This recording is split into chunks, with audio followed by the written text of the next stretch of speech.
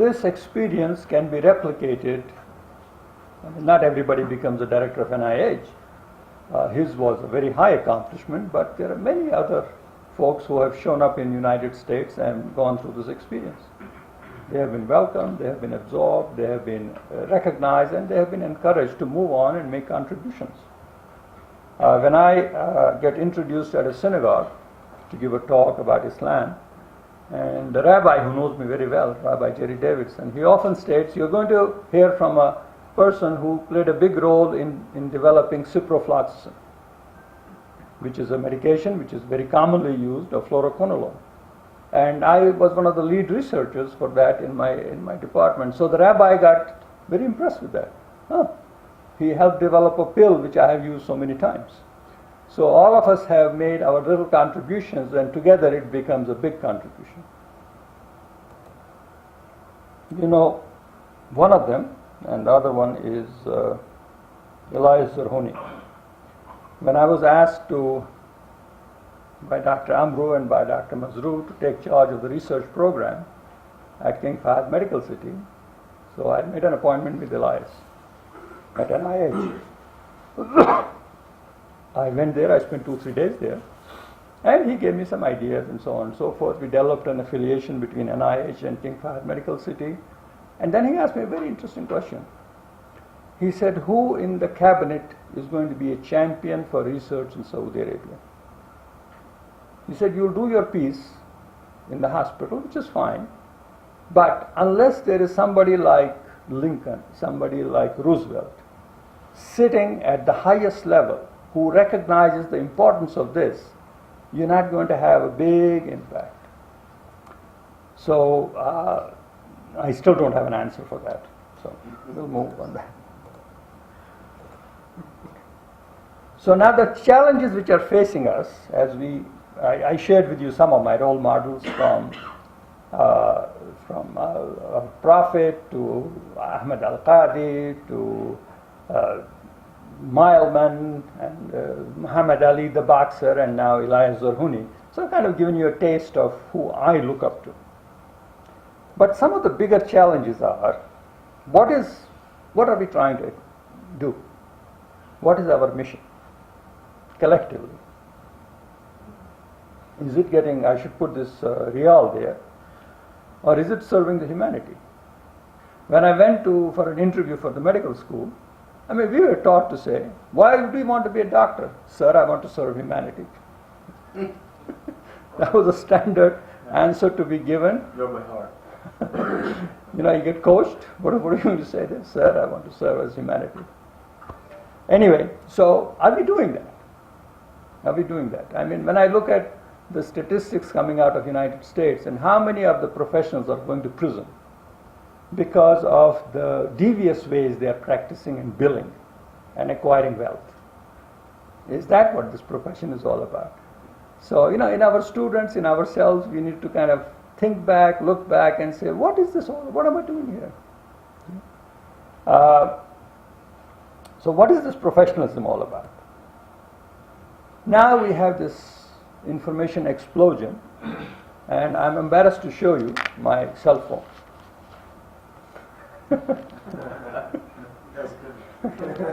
It works. It works, and I can use it. And now, in my home, my wife has one, which is, I don't know, Samsung 4 or 5. The other daughter has another one, and so there's so much information available out there, but not everybody has access to it. And this gap is going to get bigger and bigger. So while the ones who have the access to it might benefit from it, but the ones who don't have access to it, we're going to leave behind. And I'll share with you an anecdote which is very kind of crucial. The year was late 90s, and I received an invitation from the White House to come for a breakfast. President Clinton was the president at that time. And I was invited as representing the Muslim community from my part of the world. And during the breakfast, President Clinton, there were about 100 of us in the audience, and he said, I'm here to seek your support for 3 initiatives he had at that time.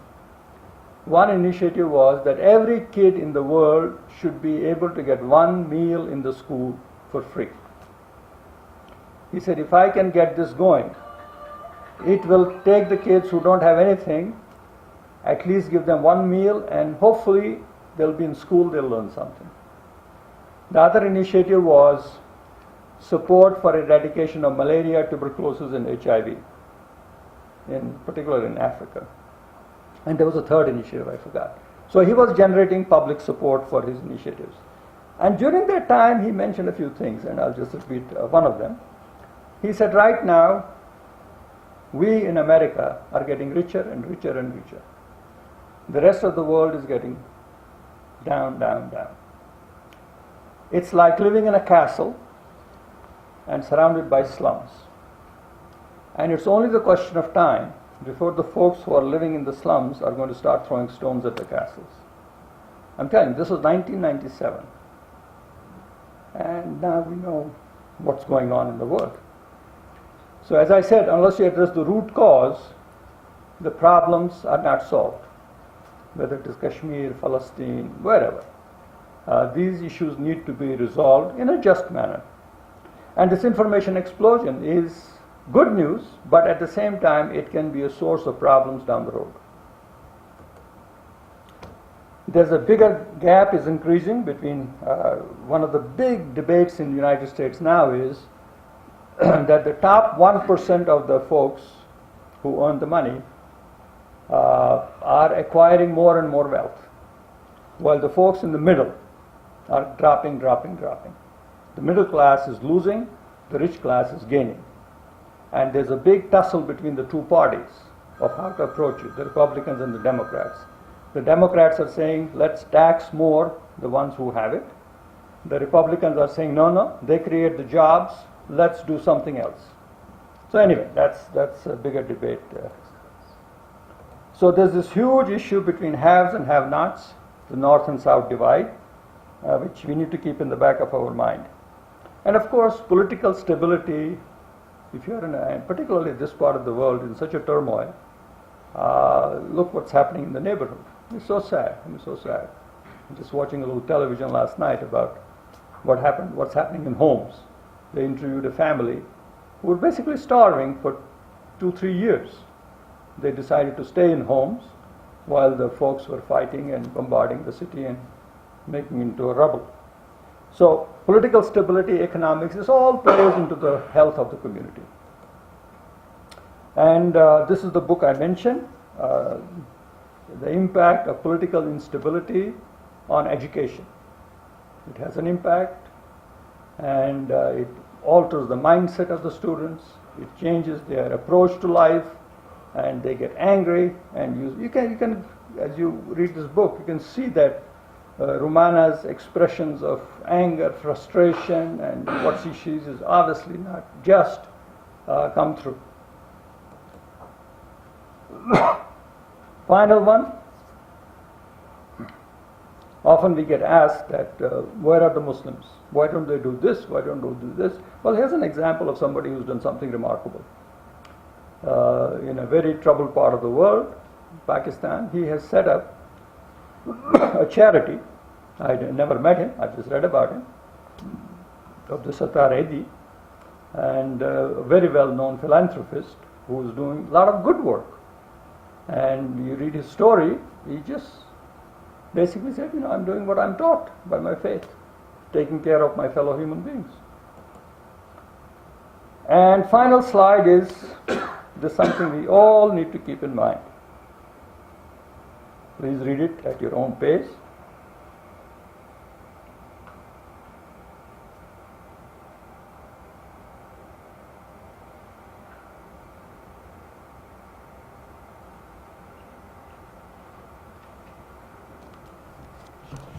At the time of the final interview, we will not be asked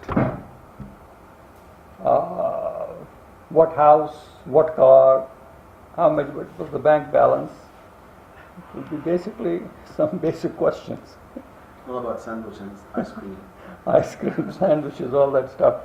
And we need to, as Muslims, I often get asked in ethics discussions and so on, is this right, is this right, is this right?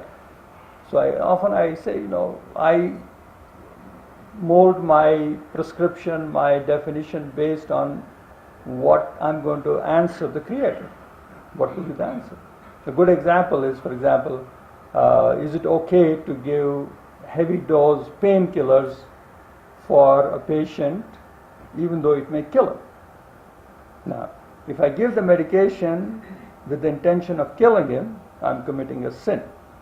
If I give him with the intention of relieving the pain, it's okay. Only I know what my intention was. So we all need to be aware of that. We are headed to a higher court where we will be asked some real tough questions, and we need to be prepared for that. We'll close with this. Oh, final slide. All of you recognize this? Zebra.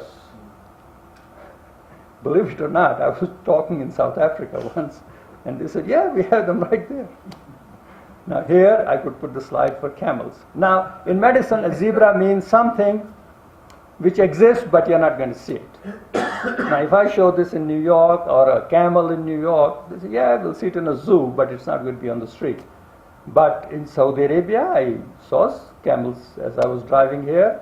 In South Africa, I saw them as I was walking across there in the hospital.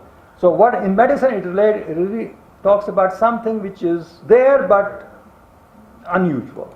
And here's an example. Professor Louis Ignarro is the discoverer of nitric oxide as a vasodilator. And he was visiting King Fahd Medical City, and I had the privilege of hosting him there. And so, Nobel laureates are special people. They have done some special work, and they're the zebras of medicine. And final word is, I get comments about this slide all the time. I should stop showing it. If you're involved and you want to see results, Digging too much there. there's one guy digging. How many people are watching